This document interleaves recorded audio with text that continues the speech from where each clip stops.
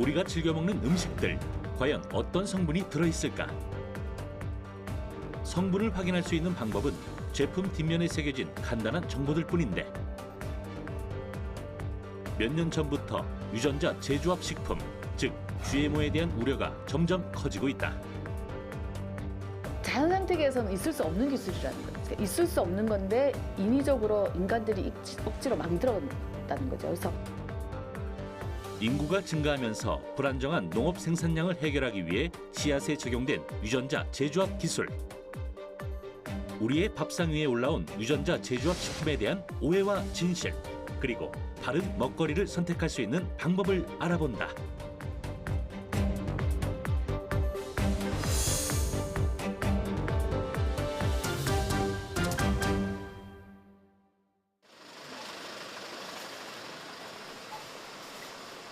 평소 먹거리에 대해 관심이 많은 주부 김태현 씨.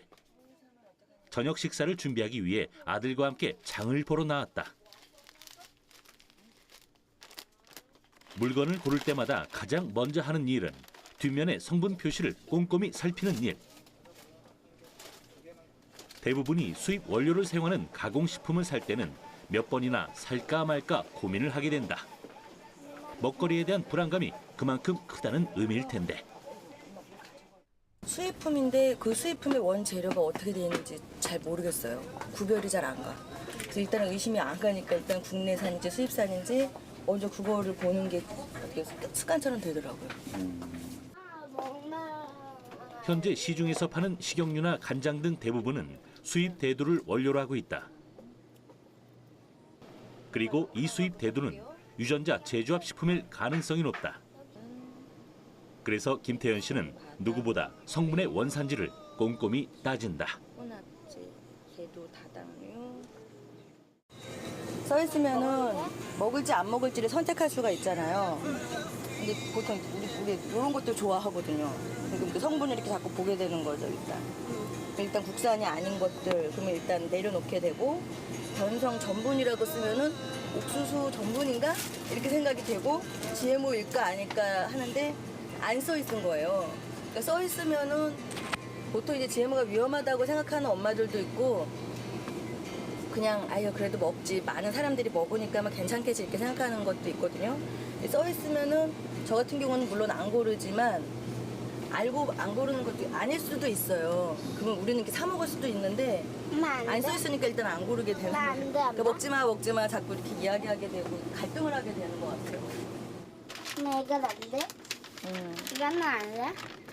그거 안 돼요. 엄마 여기 있는 거는 왜 다 안 돼? 여기 있는 거 왜 다 안 돼? 여기 있는 거 왜 다 안 되냐고. 이 어린 미역밖에 없어 왜? 이 어린 미역이 다야 이게? 어머니 아이한테도 이런 마트에서는 잘 안 사주시나 봐요?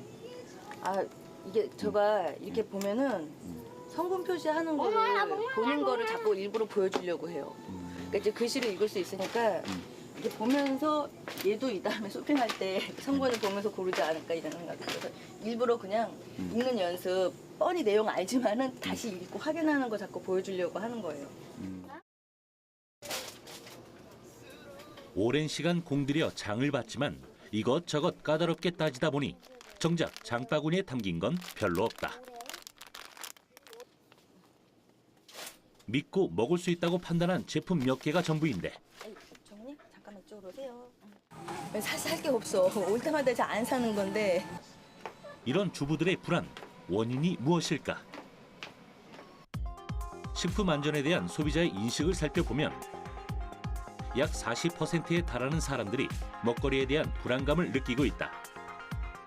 그 이유로는 원산지와 유통기한의 허위 표시나 첨가물에 대한 불신 때문이었는데 유전자 변형 식품 역시 식품 안전에 대한 불안감을 높이는 데 한몫하고 있다.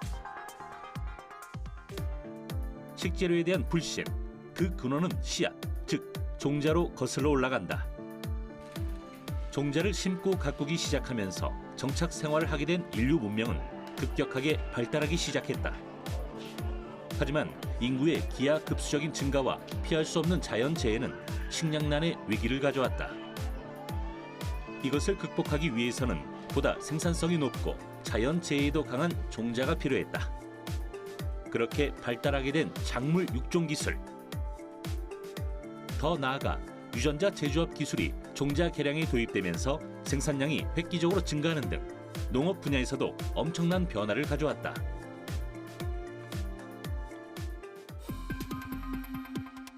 유전자 제조업 기술이란 어떤 생물로부터 목적하는 유용한 유전자를 취하고 이를 품종 개량하고자 농작물 등의 세포에 삽입하여 그 유전자가 기능을 발휘하도록 하는 기술을 의미한다.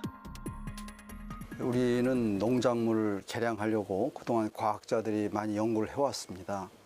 그런데 일반 전통적인 육종 방법으로는 그 육종 기술에 한계가 있어서 우리가 개발할 수 있는 농작물의 품질이나 생산성 이런 것들이 다 정해져 있어요. 그래서 그런 우리 한계를 뛰어넘기 위해서 개발된 것이 GM 기술이죠. 이 GM 기술을 통해서 과거에 이용하지 못했던 우리가 원하는 그런 목표 형질들을 그 유전자를 변형시켜서 들여옴으로써 우리가 새로운 품종을 만들 때 신형질 작물을 만들 때 그 영역을 넓힐 수 있었던 것이죠. 예를 들어 기존의 옥수수에 살충 효과가 있는 유전인자를 접목하면 병충해에 강한 옥수수 종을 만들 수 있다. 그럴 경우 특별히 관리하지 않아도 옥수수의 수확량을 늘릴 수 있다. 그렇다면 육종 개량과 유전자 변형 기술의 차이는 무엇일까?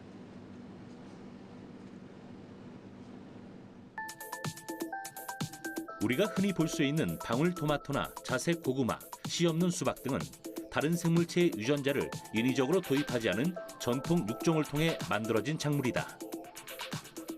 우선 유용한 유전자의 형질을 서로 재조합시켜 우수한 형질의 작물을 만든다는 점에서는 같다. 하지만 유전자 재조합 기술의 경우는 다른 종의 유전자를 가져올 수 있다. 병충해에 강하고 맛 좋은 벼를 생산하는 데 있어서 다른 종인 배추에서 그 유전자를 가져오는 방식이다. 동물의 유전자를 가져다 쓰기도 한다. 그럴 경우 기존의 식물 돌연변이로는 절대 발생할 수 없는 완전히 새로운 동물의 유전자를 가진 식물이 탄생되는 것이다. 우리나라 사람들이 유전자 재조합 식품, 즉 GMO를 먹기 시작한 시점은 1996년으로 추정된다. 식량 자급률이 낮으므로 농작물을 수입할 수밖에 없었고 수입하는 대상국이 GMO를 만드니 선택의 여지가 없었다. 우리나라 콩과 옥수수의 자급률은 각각 10%와 1% 미만이다. 나머지는 수입에 의존하고 있으며 이들 가운데 GMO가 각각 75%와 50%를 차지하고 있다. 자연의 흐름을 거스른 유전자 변형 기술로 태어난 작물, 그리고 그것을 재료로 만든 식품들. 과연 이 GMO를 먹어도 우리 몸에는 이상이 없을까? 안전성을 둘러싼 논란은 아직도 진행 중이다. 널리 알려진 GMO 유해성 연구로는 1998년 영국에서 푸스타이 박사가 시행한 GM 감자 실험이 있다. 쥐에게 유전자 조작 감자를 먹이자 거의 모든 장기의 중량이 감소하였고 90일간 먹은 쥐는 간 기능, 면역 기능이 저하되었다. 이 연구 결과를 발표한 이후 유전자 조작 실험의 위험성을 알리는 연구가 지속해서 이루어지고 있다. 그러니까 우리가 쥐 실험을 하는 가장 큰 이유는 뭐냐면 인간의 한 세대는 30년인데 쥐는 한 세대가 6개월이라고 알려져 있거든요. 그래서 거기다 연쇄체 구조도 비슷하고 그러니까 쥐 실험을 하면 그 실험의 생물학적 나이하고 인간의 생물학적 나이를 비교해보면 그 유추를 해볼 수가 있잖아요. 그러니까 그래서 쥐 실험을 하는데 쥐 실험 결과를 보면 일주일에서 먹인 것부터 뭐 2년까지 먹인 것 다양하게 나오는데 다양한 쥐 실험들이 전부 다가 어쨌든지 간에 이상이 발견된다는 거예요. 근데 어떻게 실험을 하면 발견이 안 되는 경우도 있어요. 그래서 뭐 안전하다고 주장하는 사람들도 있고 하지만 어떻게 실험을 하면 발견이 된다라는 거죠. 근데 이걸이 어떤 실험이 옳다 그르다를 떠나서 분명히 GMO를 먹여가지고 실험 결과를 본 거는 맞다는 거죠. 근데 그래서 GMO를 먹여서 실험 결과를 봤는데 쥐가 그런 영향이 왔더라라고 한다면 사람에게도 그 영향이 오지 않는다라는 보장은 없다는 거예요. 푸스타이 박사는 실험 발표 이틀 뒤 실험 설계가 잘못되었다는 이유로 해고되었다.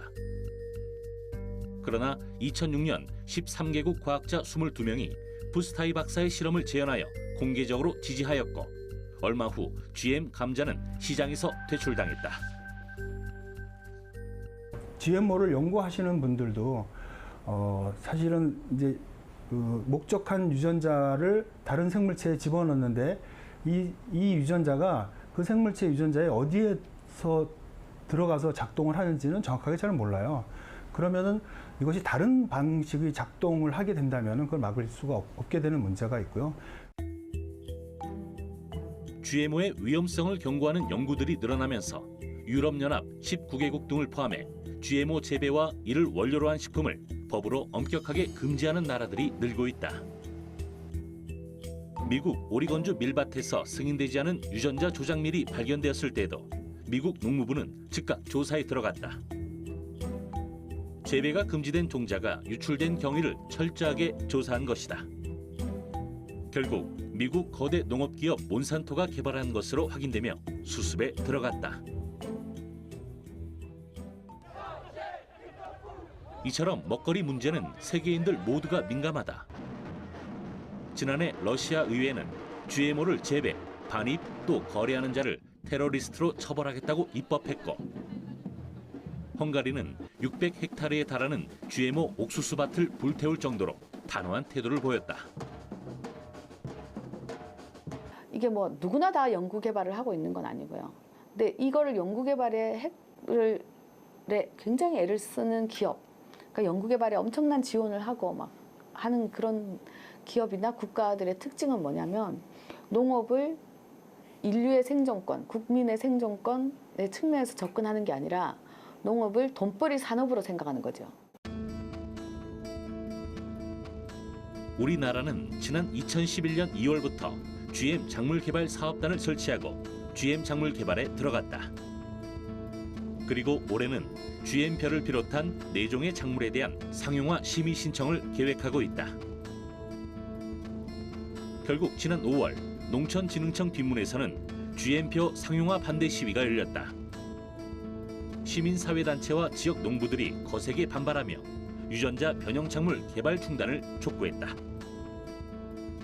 전북을 우리가 이제 농도라고 하고 또 우리나라의 곡창지대라고 하지 않습니까? 평야가 큰 평야 2개나 있는 지역이고, 그래서 벼를 거기서 GM벼를 시험 내지는 재배하다가 만약에 주변에 일반 논GM벼에 오염이 된다고 한다면은 그럼 전북에서 나오는 전북의 곡창지대 평야에서 나오는 쌀은 GMO 오염 가능성이 있다라고 해서 소비자들이 우려를 할 거고 그것을 먹는 것을 우려를 할 거고 그러면 전북의 농민들은 굉장히 큰 위기가 닥치게 되는 거죠. 그래서 그런 우려 때문에 전북 도민들이 진흥청 앞에서 모여서 500명 정도 모여가지고 집회를 했던 거고요.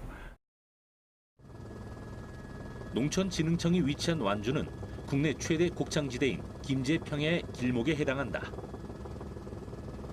벼는 원래 자가 수분을 하는 식물로 꽃가루가 멀리까지 날아가진 않는다. 하지만 바람이나 태풍 그리고 곤충과 같은 자연적 변수가 존재한다. 즉, 벼의 꽃가루가 주변으로 유출될 가능성도 무시할 수는 없기 때문이다.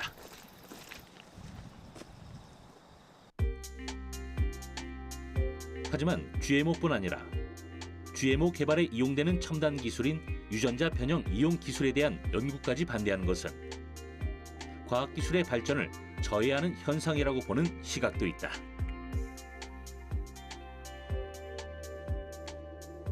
얼마 전 100명이 넘는 노벨상 수상자들이 환경단체인 그린피스에 GMO 반대를 중단하라고 요구하기도 했다. 또 우리나라 과학계도 근거 없는 왜곡으로 농업생명공학 연구개발이 위축될 우려가 있다는 입장을 공개적으로 밝혔다.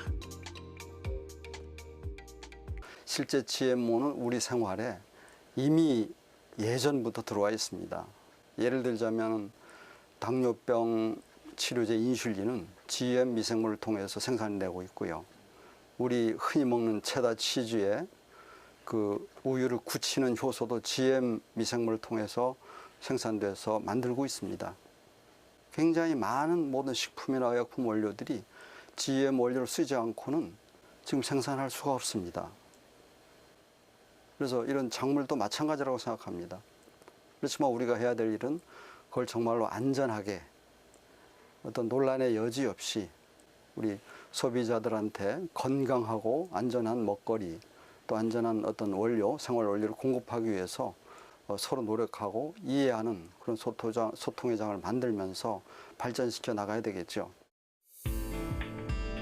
2014년 조사에 따르면 전 세계 28개국에서 GM 작물이 재배되는데 콩, 옥수수, 면화, 유채가 주류를 이룬다.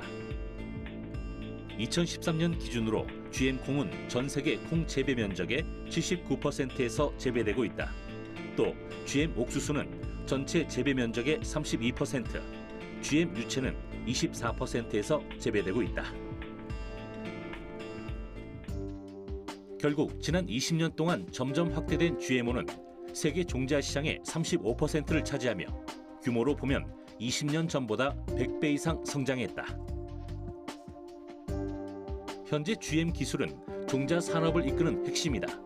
또 유전 공학이 발전할수록 GMO 시장은 더욱 확대될 것으로 전망된다. 아직 명확하게 밝혀지지 않은 GMO의 안정성 문제에 대한 우려와 국가 농업기술 발전과 식량 안보를 지키기 위한 과학계의 견해 차이, 그 간격을 좁히는 방법은 없는 것일까? 우선 지금의 반대 여론을 무조건 과학계에서 무시하는 것도 안 좋습니다. 왜냐하면 그 중에는 우리가 귀담아 듣고 건전한 비판으로 받아들여야 될 부분들이 많습니다. 그래서 그런 안전성을 철저하게 담보할 수 있는 기술 개발을 하고 정부에서는 여러 채널을 통해서 소비자와 과학계 또 GM 관련 업계 간의 소통의 장을 만들어서 서로 소통할 수 있도록 서로 이해를 충족할 수 있도록 그런 기회를 많이 만들어야 됩니다. 그리고 또 물론 과학계에서는 그 요구에 걸맞게 점점 안전한 GMO, 정말 세계 최고가 될 수 있는 GMO를 만들어내야 되죠. 우리 생활 속에 GMO를 피할 수 없다면 국민이 스스로 판단할 수 있도록 알 권리와 선택권을 보장할 필요가 있다. 무엇이 GMO인지 아닌지를 구별할 수 있도록 예외 없이 GMO 원재료 표시가 필요하다는 의미다. 하지만 현재 우리나라는 GMO 표시제가 제대로 시행되지 않아 소비자 자신도 알지 못하는 사이에 GMO를 섭취할 수 있다.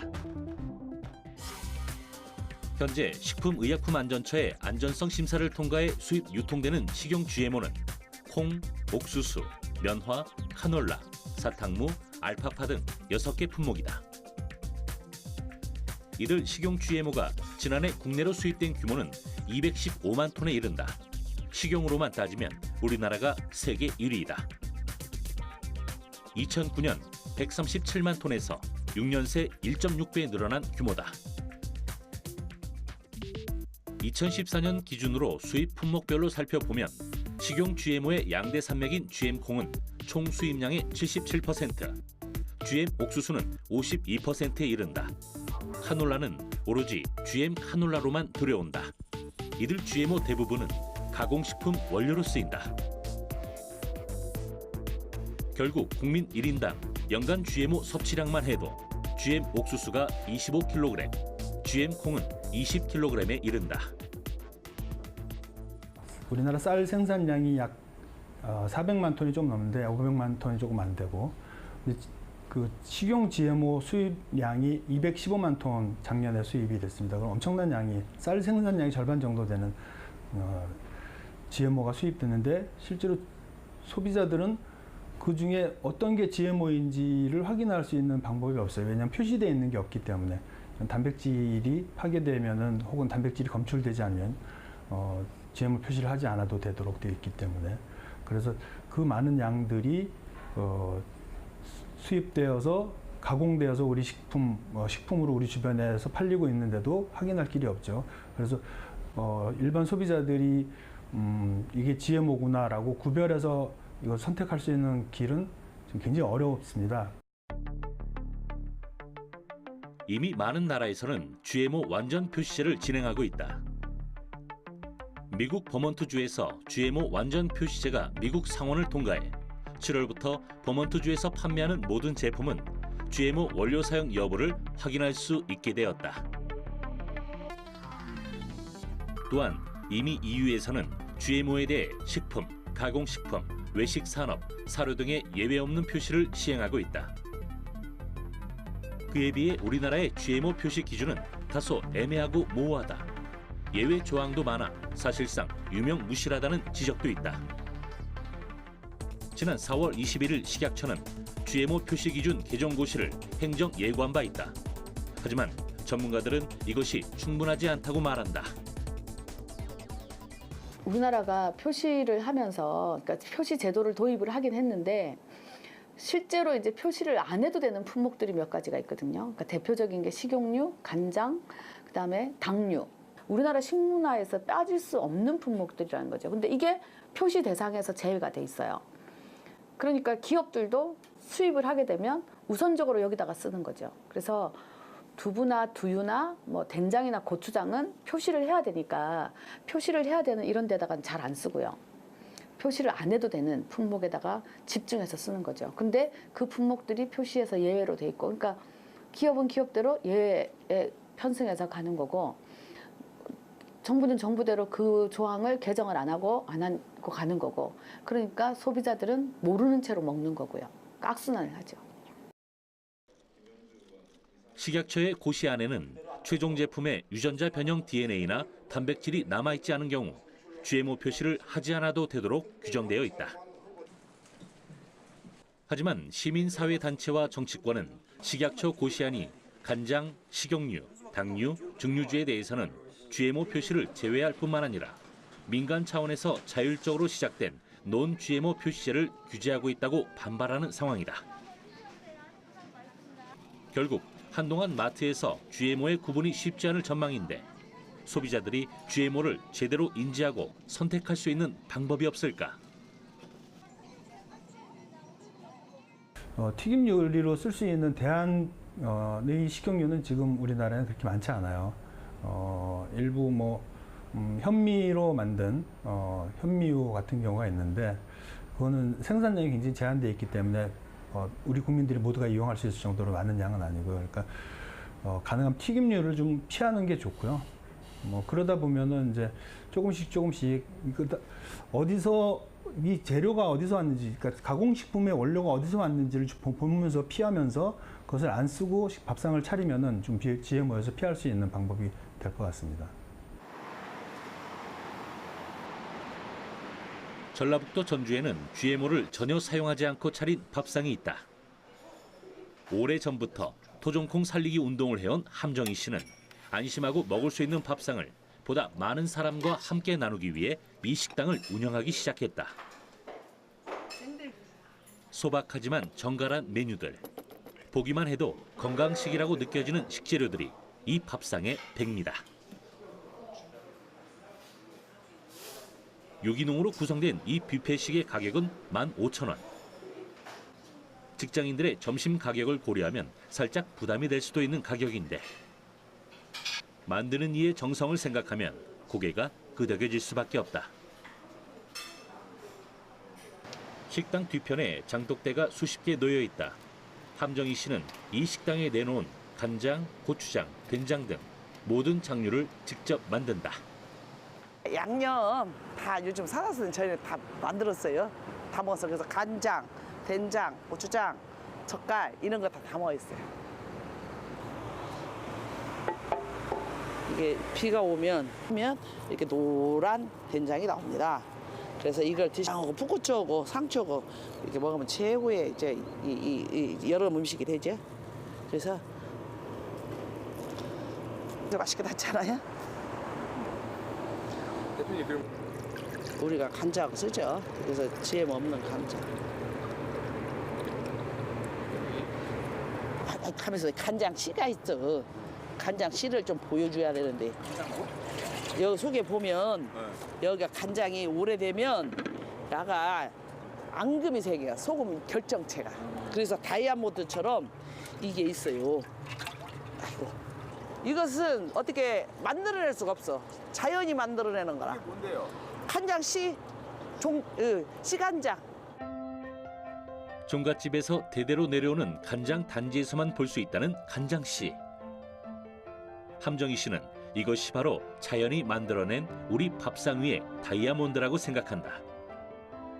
바른 먹거리를 위한 한 사람의 집념. 덕분에 많은 사람이 건강한 밥상을 맛볼 수 있다. 믿고 먹을 수 있는 음식이 점점 사라지고 있는 요즘이지만 어디선가 누군가는 이렇게 장을 담그고 신뢰할 수 있는 식재료를 제공하고 있다.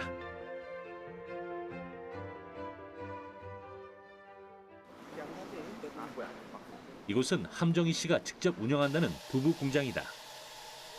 토종 콩 사랑이 지극한 그녀는 매일 콩물을 만드는 것으로 하루를 시작한다. 수입한 콩이 점령하다시피 한 우리나라 두부 시장. GM 콩일 가능성도 무시할 수 없다.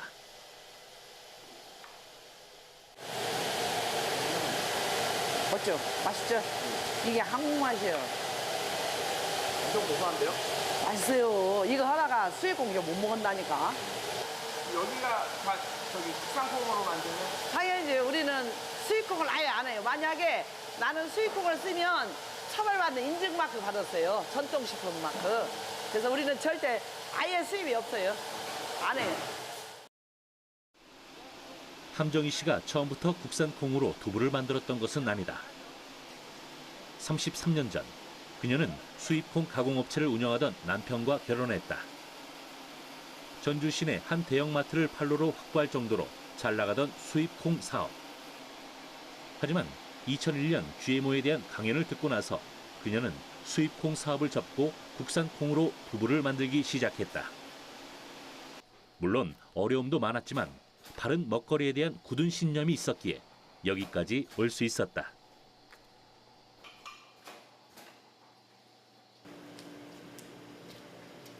함정희 씨가 제작진에게 자신의 보물창고를 공개한다고 해서 따라가 봤는데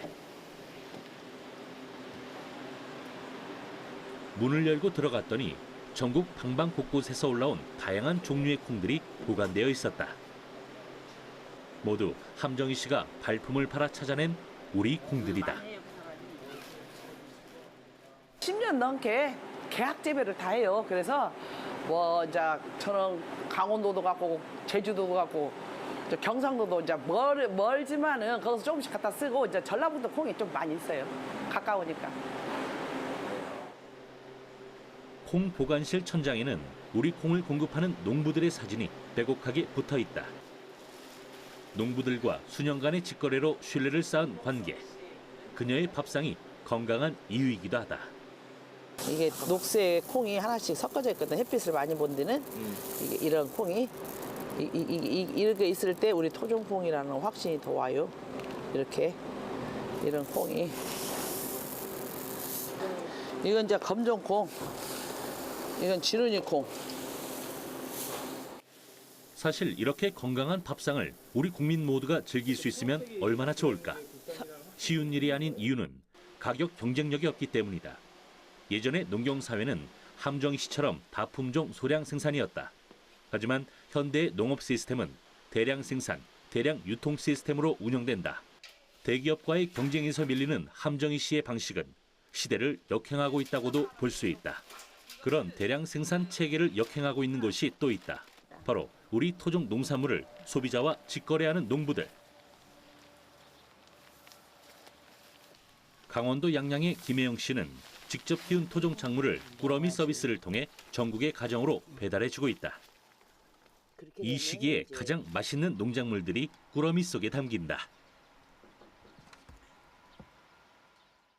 그동안에는 열매가 나올 때가 안 돼 있어가지고 주로 잎채소를 보냈는데 오늘 처음으로 이 강낭콩 수확하고 그 다음에 처음으로 대호박이라는 토종 호박이 있어요. 이제 내나 뭐 된장찌개도 해 먹고 그러는 건데 그 호박도 따서 보내드릴 수 있을 것 같아. 올해 첫 수확을 한다는 대호박. 아주 단단하게 여물었다. 대호박은 요만할 때가 제일 맛있어요. 아니야, 이제 이거 하나만 들어줘. 김혜영 씨에게 이 작물들은 단순한 먹거리 그 이상이다.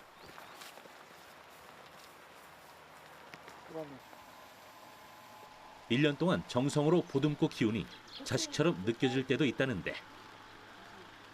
그렇게 재배하고 있는 다양한 토종 작물들. 그 신선함이야 말할 것도 없고 제추제도 거의 쓰지 않기 때문에 누구나 안심하고 먹을 수 있다. 받으시는 분들은 다 좋아들 하셔요. 그리고 지금 오늘은 비가 와서 못 따겠는데 그 깻잎 같은 거는 그 마트에서 산 것만 먹어본 사람들은 깜짝 놀래요. 그동안에 내가 먹었던 게 깻잎 맞아? 할 정도로 그 향이 살아있는 거죠. 토종 작물 꾸러미를 받는 소비자들이 보다 편하게 먹을 수 있도록 농작물을 닦고 다듬는 것도 김혜영 씨 부부가 가장 공을 들이는 일 중에 하나다.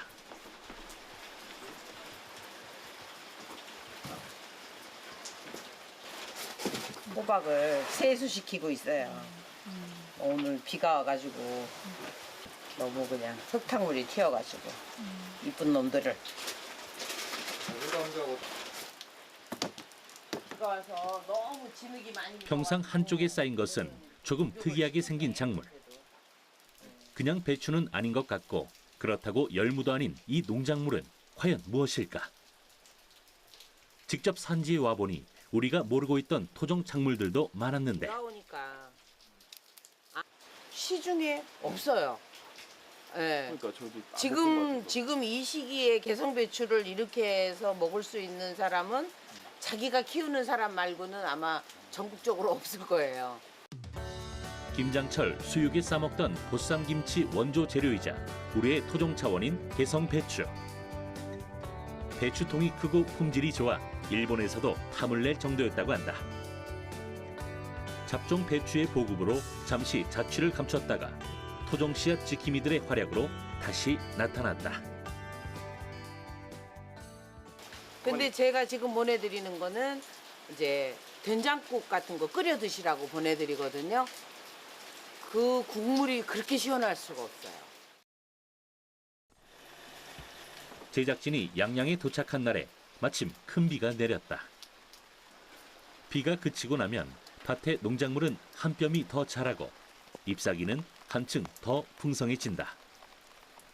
덕분에 꾸러미 속에 담긴 농작물의 가지수도 더 많아질 것이다. 토종 작물 꾸러미 시스템은 우리가 알고 있던 농작물 거래 방식이랑은 사뭇 다르다. 소비자가 먹고 싶은 작물을 주문하는 게 아니라 농부가 생산해낸 제철 농산물을 그대로 믿고 받아먹는 방식이다. 결국 꾸러미를 받는 사람들은 함께 농사를 짓는 심정으로 농작물을 소비하게 된다. 덕분에 우리 농민들도 경제적 불안감 없이 오로지 농사에만 전념할 수 있다. 소비자는 합리적인 가격에 믿고 먹을 수 있는 농작물을 얻고 농민들은 생활의 안정을 이룰 수 있다는 점.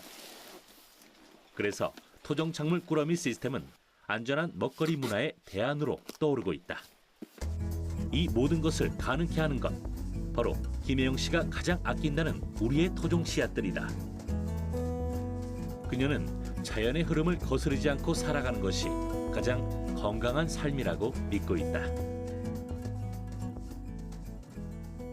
씨앗은 자연에서 자연의 기운을 듬뿍 받고 태양과 달과 별의 기운을 듬뿍 받고 만들어지는 것이지 창조되는 것이지 실험실 안에서 태어나는 건 아니라고 생각을 해요.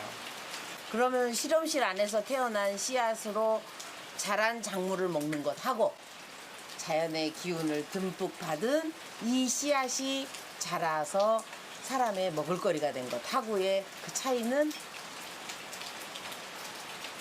그 누구도 모르죠. 어마어마할 것 같아요.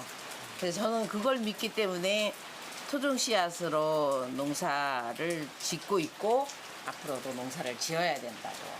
토종 씨앗을 많은 분들이 농사를 지어야 된다 그렇게 생각을 합니다. 안전한 먹거리에 대한 관심이 늘어나면서 GMO에 대해 제대로 알고자 하는 시민들도 점점 많아지고 있다.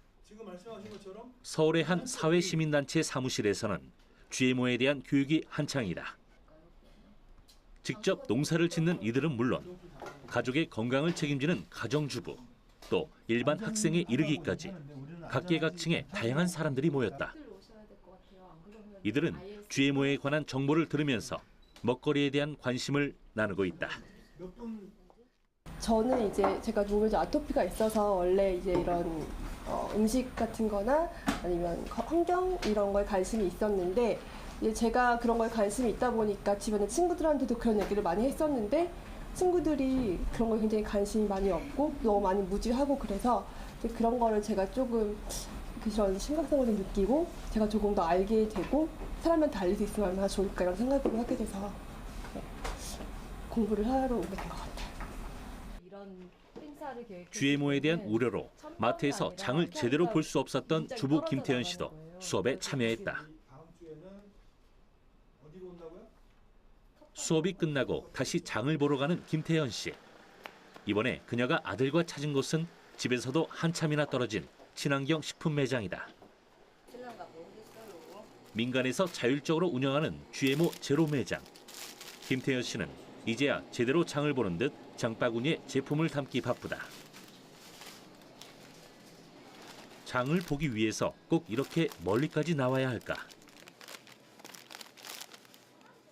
집이랑 거리가 돼서 보통은 인터넷으로 주문을 하는데 오늘은 아이스크림 때문에 왔어요. 아이스크림 배달이 안 되니까 아이스크림도 있고 새로운 물품 나왔나 한번 보고서 이제 또 있으면 궁금 차원에서 한 번 더 사보고 그러죠. 근데 이곳에서 거리가 먼데 오시는 이유가 있으신 거예요? 거리가 멀어도 기꺼이 오고 싶은 곳이 여긴 게 안심하게 고를 수 있는 거. 그 이유 때문에 와요.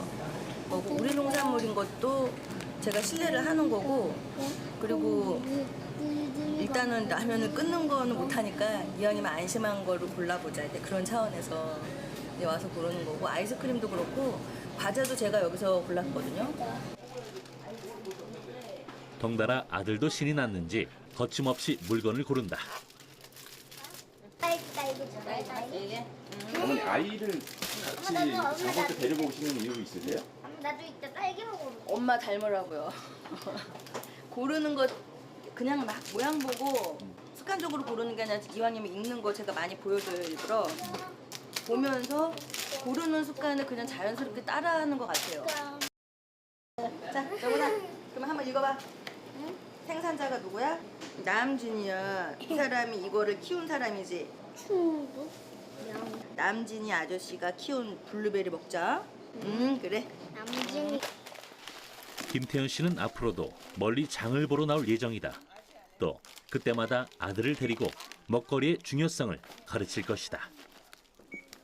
씨앗에 대한 이야기 동화로 접근해도 되고 우리가 먹으면서 쉽게 이야기할 수 있는 거고 우리가 당장 우리가 옥수수 팝콘 만들어 먹잖아요. 그 옥수수 고를 때도 그런 이야기가 가능한 것 같아요.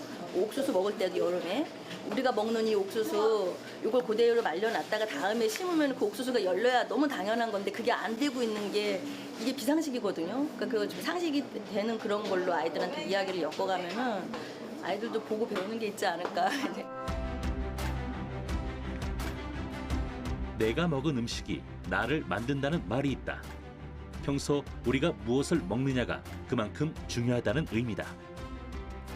GMO에 대한 논란이 커지고 있는 가운데에서도 소비자가 꼭 챙겨야 할 것이 있다. 바로 내가 사 먹는 제품이 어디에서 왔는지, 무엇으로 만들어졌는지 제대로 알고 그것을 선택할 수 있는 권리가 아닐까.